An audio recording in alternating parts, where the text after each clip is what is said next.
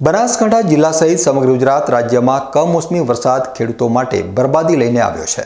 આજે પણ બનાસકાંઠા જિલ્લાના ધાનેરા અને લાખણી સહિતના તાલુકામાં કમોસમી વરસાદ નોંધાયો છે, જેના કારણે ખેડૂતોની ચિંતામાં મોટો વધારો થયો છે। આ વરસાદમાં સૌથી વધારે નુકસાન મગફળીના પાકને થયું છે, જેને પૂરેપૂરું નુકસાન પહોંચ્યું છે। ધાનેરા તાલુકામાં કમોસમી વરસાદથી થયેલા નુકસાનના સર્વેની કામગીરી હાલ પૂરજોશમાં ચાલી રહી છે। ધાનેરાના કુંવારલા ગામ સહિત અંદાજિત 34 જેટલા ગામોમાં નુકસાની માટેનો સર્વે પૂરો થવાના આરે છે।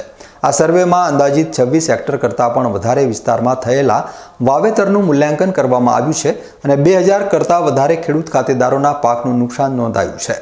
ધાનેરાના ખેડૂતોએ દર વર્ષની જેમ ચોમાસાની ઋતુમાં પાણીની અછત વચ્ચે પણ મોંઘા ભાવના બિયારણ સાથે મગફળીના પાકનું વાવેતર કર્યું હતું। ખેડૂતો માટે મગફળીના પાકની સાથે તેના ઉપરના ભાગે આવતો લીલો ચારો પશુઓના ઘાસચારા માટે ખૂબ જ ઉપયોગી હોય છે, પરંતુ આ વખતે આવેલા કમોસમી વરસાદના કારણે મગફળીના પાક સાથે આ ચારો પણ બિનઉપયોગી સાબિત થયો છે। વરસાદી પાણીથી આ ચારો કાળો પડી ગયો હોવાથી પશુઓ ખોરાકમાં તેનો ઉપયોગ કરી શકતા નથી। પરિણામે ખેડૂતોને પાક અને પશુ આહાર બંનેમાં નુકસાન થયું છે। આ ઉપરાંત મગફળીના પાકનું ઉત્પાદન પણ નહિવત પ્રમાણમાં થયું હોવાનું નોંધાયું છે।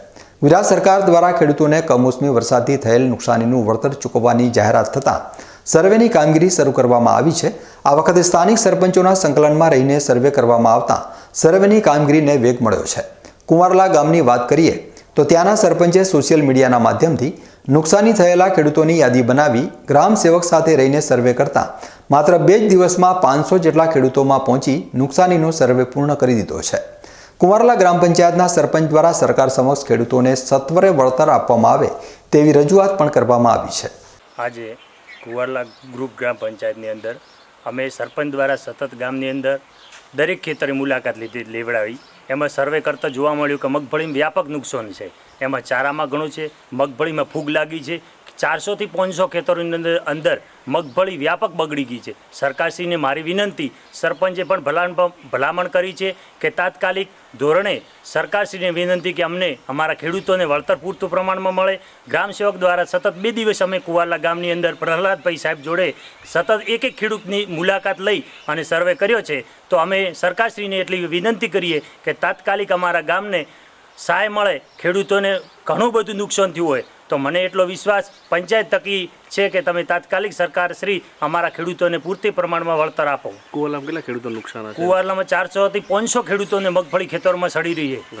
હા, ચાલુ વર્ષે ધાનેરા તાલુકાના ખેડૂતોની ચોમાસુ સિઝન સંપૂર્ણપણે નિષ્ફળ ગઈ છે। એક તરફ પાણીની અછત સામે મોંઘા બિયારણ વાવીને પાક ઉગાડ્યો અને બીજી તરફ કમોસમી વરસાદે પાકને પાયમાલ કરી નાખ્યો છે। ખેડૂત પરિવારો કુદરતી આફત અને આર્થિક સંકટનો સામનો કરી રહ્યા છે, ત્યારે હવે સર્વેની કામગીરી પૂર્ણ થવા ઉપર છે અને ખેડૂતોની નજર સરકાર દ્વારા વહેલી તકે જાહેર થનારા વળતર અને સહાય પેકેજ ઉપર ટકેલી છે।